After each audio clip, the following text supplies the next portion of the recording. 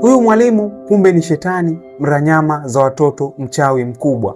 Sehemu yetu ya kwanza iliishia hapa ambapo alikuwa anamlazimisha huyu bwana mdogo ale chokoleti, lakini bwana mdogo baadaye alikataa ile chokoleti. Baada ya kuikataa huyu bwana mdogo, ndipo kwa umefika muda wa kuondoka, wanafunzi wote waende nyumbani. Ulipofika huo muda, bwana mdogo alichukua chokoleti yake na akaondoka nayo. Amefika nje ya shule, akaona pipa la taka, akaamua itupe hiyo chokoleti katika pipa la taka. Siku ya kesho ilipofika, yaani wanafunzi wote sasa wanakuja darasani. Wamekuja darasani, cha kushangaza zaidi wanafunzi wote walikuwa na mionekano ya ajabu, yaani walikuwa ni kama viumbe ambao ni misukule. Lakini ilivyokuwa bahati kwa huyu bwana mdogo ni kwamba marafiki zake wawili ambao ni marafiki wa karibu kweli kweli walikuwa hawajatumia nao ile chokoleti, yani hawakudhurika kiufupi.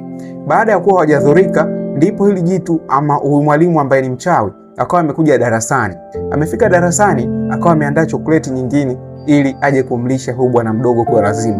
Wakati anataka kumlisha kwa lazima, bwana mdogo akawa anapinga. Lakini baadaye, wakati migogoro inaendelea kati ya mwalimu na bwana mdogo, huyu ambaye ni rafiki wa huyu bwana mdogo wa kike akamkumbusha mwalimu ya kwamba muda wa kuondoka darasani tayari umekwisha, ama vipindi darasani tayari vimekwisha, ni muda sasa wa kuondoka nyumbani. Huyu mwalimu akawa hana budi zaidi ya kuwaruhusu wanafunzi waende nyumbani, lakini alionyesha hasira zake. Aliyatoa makucha yake na kuburuza katika meza, yani alikwangua meza kwa makucha yake misili ya mnyama mkali sana wa mwituni. Baada ya kufanya hivyo, akawaruhusu wanafunzi wote waende nyumbani. Lakini cha ajabu zaidi ni kwamba baada ya kuwaruhusu wanafunzi wote waende nyumbani, kitu kingine ambacho kilikuja kushangaza ni kwamba hao wanafunzi ambao wapo katika hili darasa walikuwa wanatembea misili ya mazombi ambao wana miaka 7 hawajala.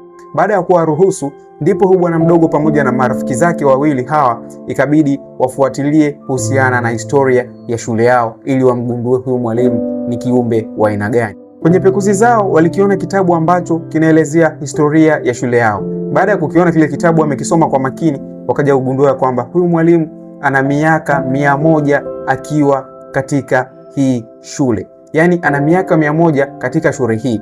Baada ya kugundua hilo, wa madogo akasema ya kwamba acha tuendelee kumchunguza zaidi huyu mwalimu tujue ni kiumbe wa aina gani.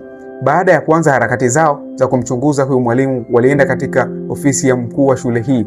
Baada ya kwenda katika ofisi ya mkuu wa hii shule, walichofanikiwa kukipata katika ofisi ya mkuu wa shule hii ni address ya nyumba ambayo anaishi huyu mwalimu ambaye ni mchawi.